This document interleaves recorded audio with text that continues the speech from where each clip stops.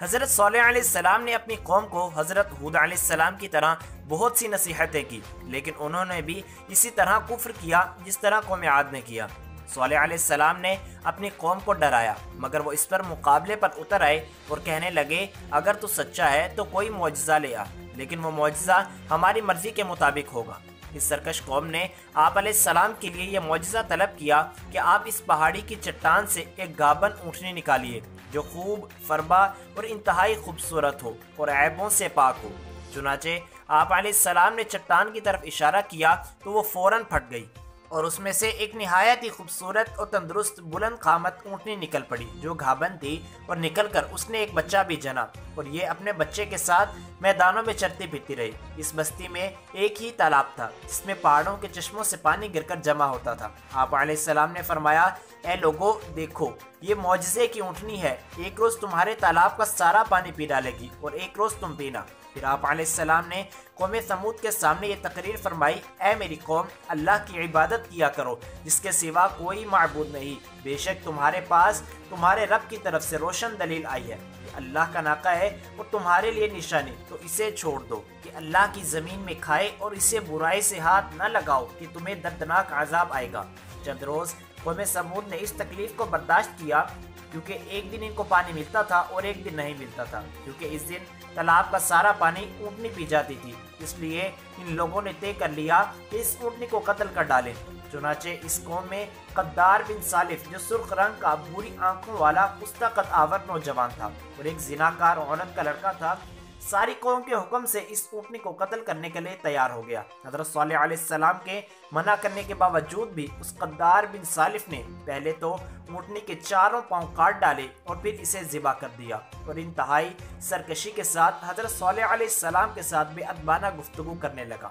چنانچہ خداوندی قدوس کا ارشاد ہے بس ناقہ کی اونچیں کاٹ دی اور اپنے رب کے حکم سے سرکشی کی اور بولے صالح ہم پر لے آؤ جس کا تم وعدہ دے رہے ہو۔ تو حضرت صالح علیہ السلام نے کہا کہ تم اب صرف 3 دن تک اپنے گھروں میں رہ سکتے ہو، اس کے بعد تم ہلاک کر دیے جاؤ گے۔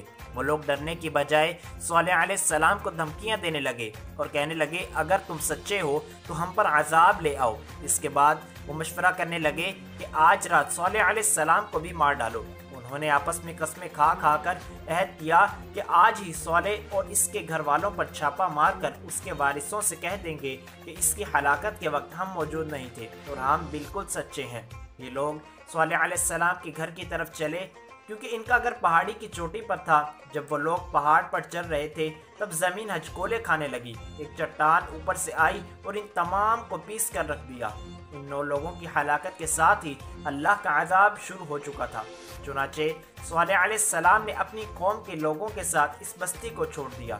صبح ہوئی تو لوگوں نے عجیب منظر دیکھا کہ قوم سمود کے تمام لوگوں کے چہرے زرد ہو چکے تھے، وہ سب لوگ رونے لگے کیونکہ عذاب کے اثار نمودار ہو چکے تھے۔ دوسرے دن تمام کے چہرے سرخ اور تیسرے دن سیاہ ہو چکے تھے۔ یہ منظر دیکھ کر سب چیخ کر پکارنے لگے اور اپنی قبریں کھودنے لگے۔ اب انہیں یقین ہو چکا تھا کہ عذاب کا وعدہ برحق تھا۔ اللہ تعالیٰ نے باقی قوموں کی طرح انہیں ایک قسم کا عذاب نہیں دیا تھا، جیسے قوم نوح کو طوفان کے ذریعے ہلاک کیا، قوم عاد کو ہوا کے ذریعے، لیکن قوم سمود کو اللہ تعالیٰ نے طرح طرح کے عذاب سے دوچار کیا، اس لیے کہ انہوں نے اپنی مطلوبہ شرط پوری ہونے کے باوجود بھی ایمان قبول نہیں کیا تھا۔ عذاب کی ابتدا زلزلے سے ہوئی، زلزلے کی وجہ سے وہ اپنے گھروں میں ہی اوندے پڑے رہ گئے۔ آسمان سے زوردار کڑک کی آواز آئی جس نے ان کے بھیجے پھاڑ کر رکھ دیے، ایک ہی لمحے میں وہ ایک ساتھ ڈھیر ہو گئے۔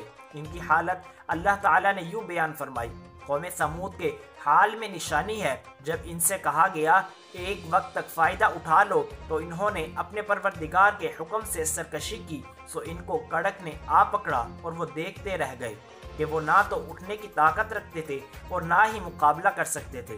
اس قوم کے آثار آج تک باقی ہیں۔ مدینہ منورہ کے شمال مغرب میں ان کے گھر موجود ہیں۔ یہ علاقہ مدائن صالح کے نام سے مشہور ہے۔ سورۃ النمل میں اللہ تعالیٰ فرماتے ہیں کہ سو یہ ان کے گھر ہیں جو ان کے ظلم کے سبب ویران پڑے ہیں، بے شک اس میں دانش مندوں کے لیے عبرت ہے۔ اللہ تعالیٰ نے ان کے گھروں کو نشانی کے طور پر باقی رکھا تاکہ آنے والوں کے دلوں میں کسی قسم کا شک نہ رہے۔ ہجرت کے وقت صالح علیہ السلام نے فرمایا میں نے تم لوگوں کی خیر خواہی چاہی لیکن تم لوگ خیر خواہوں کو پسند نہیں کرتے۔ اس کے بعد حضرت صالح علیہ السلام ایمان لانے والوں کے ساتھ فلسطین کے علاقے رملہ کے قریب آباد ہو گئے اور باقی زندگی وہیں گزاری اور یہی آپ کی وفات ہے۔ واللہ اعلم ورسولہ اعلم۔ اسی کے ساتھ ہماری آج کی ویڈیو کو اختتام ہوتا ہے۔ امید ہے آپ کو ویڈیو پسند آئی ہوگی۔ اس ویڈیو کو لائک کریں اور اپنی قیمتی آراء سے ہمیں ضرور آگاہ کریں۔